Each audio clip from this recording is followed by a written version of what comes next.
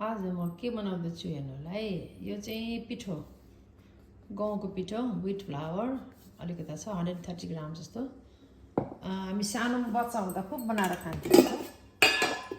आज यसो खान मन लाग्यो तपाईहरुले पनि शेयर गर्नु मन लाग्यो थोरै नुन हाल्छु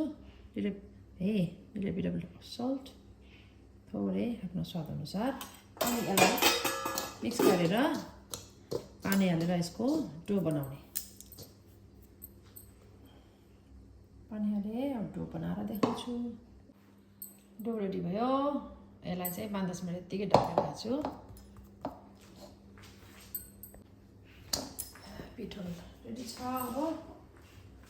यसलाई चाहिँ अब डल्लो डल्लो पार्ने सानो गुच्चाको साइजमा अब यसलाई पनि डल्लो डल्लो पार्छु मैदाको पनि बनाउन सक्नुहुन्छ है मैदाको चाहिँ पनि मिठो हुन्छ यो चाहिँ मैले गहुँको बनाए हेल्थी अप्सन छ नि मैदाको अझै मिठो हुन्छ तपाईहरुले मैदाको पनि बनाउन सक्नुहुन्छ प्लेन फ्लावरको पनि डल्लो डल्लो बनाउँछु यसलाई मैले डल्लो गुच्चाको डल्लो जस्तो है बनाएर राखेको छु एकछिनमा देखाउँछु सकेर ल रेडी भयो अब यसलाई चाहिँ पकाउने मेरो कराई तातिँदै छ अब यसमा अलिकति घिउ हाल्छु घिउ मिठो हुन्छ राख्नुको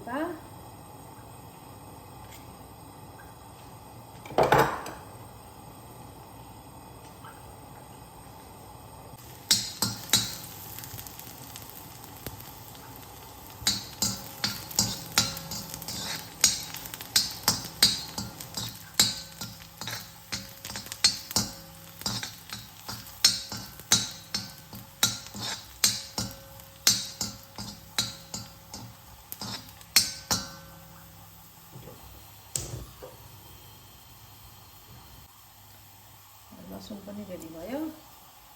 यसलाई निकाल्छु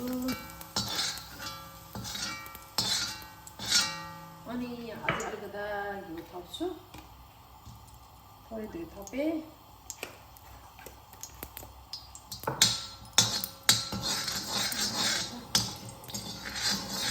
कराईमा बनाउने कारण चाहिँ के भने स्मोकी खालको फ्लेभर आउँछ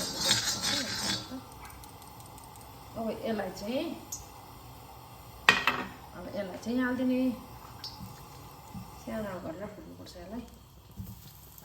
यस्तरी सबैलाई राखेर यसलाई भुट्ने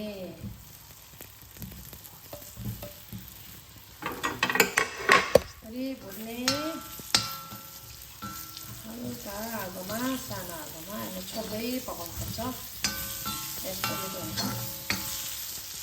यसलाई चाहिँ छोपेर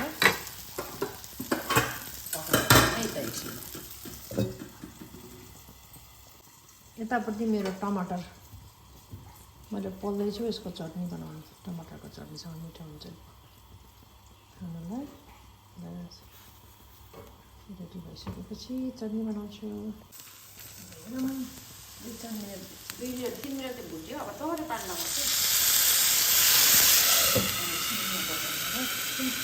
अब चाहिँ मैले यहाँ लसुन एउटा हालेँ एउटा डल्लेको छ नि सानो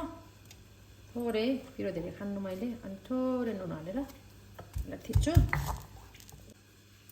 टमाटर पनि पाक्यो यसलाई हल्का पकाएर अनि यसरी गरेर यसलाई पनि पिन्दिन्छु योसँग मिक्स गरेर टमाटरको छुप पनि रेडी पानी हालेर 2 मिनट जस्तो मैले पकाएपछि छोडेको पिस पल्दैछ देखिन्छ सानो यस्तो मिठो हुन्छ यो हामी सानो हुँदा चाहिँ खान्थ्यौँ यस्तो बनाएर मैदाको बनाउँछु तर खानामा अब टमाटर त्यो हल्दी अनहल्दी के थाहा हुँदैन जे पनि खाइन्थ्यो आज चाहिँ मैले गहुँको बनाएको गहुँको पिठो एकछिन पकाऊँ त्यही कता पानी हाले फेरि पकाउनु पऱ्यो पकाउनु पनि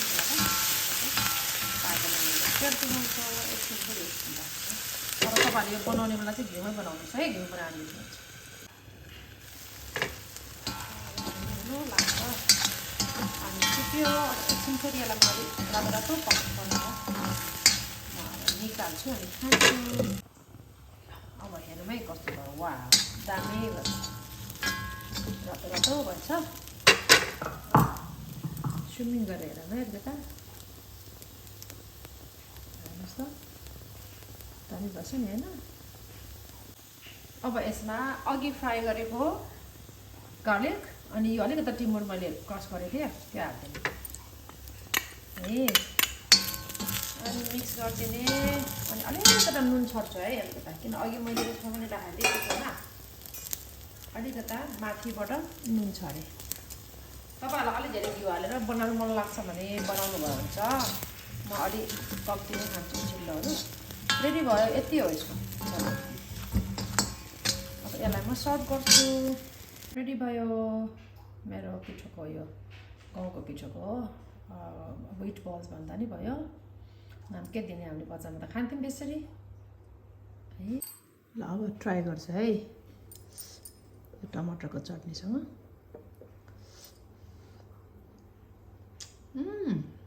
कम भयो